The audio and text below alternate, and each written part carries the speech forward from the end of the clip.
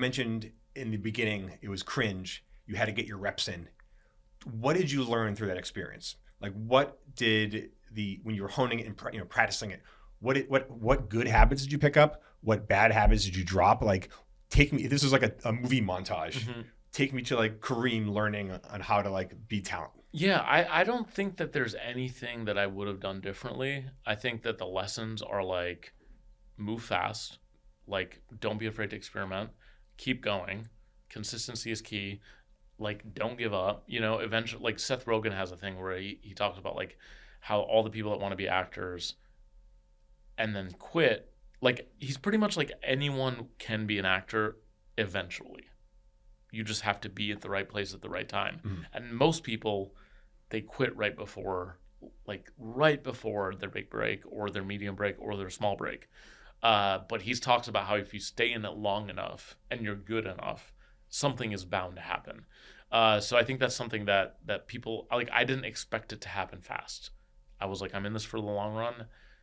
What I will commit to is jamming 10 years of work into 5 years. That was honestly what I was going to do, and that's what I did.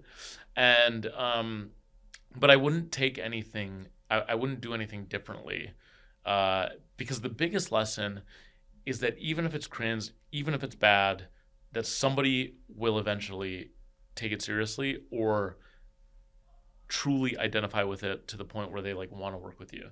And so that happened to me when this guy New York Nico, who's like at the time was like my Martin Scorsese, DM'd me and he was like, hey, I think your comedy is really funny. I have an idea for a movie. Would you be willing to write it? I didn't know how to write movies, but I did the same thing that I always do, said yes, and wrote a script, sent it to him 72 hours later. I think that's also a big thing that people need to understand, is that the secret to doing things is doing them.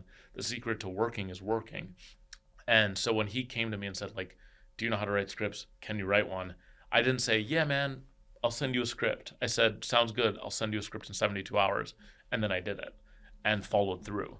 But my point is that maybe 25,000 people were following me at the time, and maybe 25,000 of them thought that I was cringy and were following me because they hated me. But at least one person was like, I actually like this. And that one person turns out to be someone semi-important and who has since become a very close friend. But we ended up making the movie together. Wait, I'm going to go back to this. You had never written a script. Did he give you an idea? Or did he say, did you say write a movie, and did you do a crash course or like read a book, or just did it? Like, I want to hear about this. Is, most people spend years on this stuff. So I had a very amateur experience writing scripts, aka I wrote sketches sometimes. Like, I'd written one-page sketches, and I learned how to do that at UCB. So I knew the general structure of what a sketch should look like, but I'm saying this as like I knew what it should look like. Do you know what I mean? Like, I didn't know what it should, like, I knew what it physically should look like. Like, it should say INT dot, which stands for interior. Okay. Like, I knew what it looked like, but I didn't really know anything about film structure or like film writing or character development. And he came to me with a presence. He was like, I really want to make a movie about a guy who has to take a shit before a very big date. And I go, okay, that makes sense. That was your guidance. That was my guidance. How long was this movie supposed to be? Short. It was a short, but It ended up being the longest short. It's like 30 minutes. Okay. I don't think we could have stretched it out to 90. It's a good movie. It's called Out of Order. It's available on YouTube. But I remember I watched, like, right after I got the brief, which is a movie about a guy who takes a shit before a big date. A very brief and can't find a bathroom. Okay. That's the whole crux of it. I watched this movie called After Hours, which was directed by Martin Scorsese, essentially about a guy who's from uptown, and he kind of gets stuck downtown, and he has this crazy night where he's trying to get home, back uptown, but like all of these things keep happening. Eventually he gets framed for murder. Like, it's crazy. And I was like, okay, my movie is similar to that movie, except it takes place during the day and the stakes are a little bit lower. Yeah.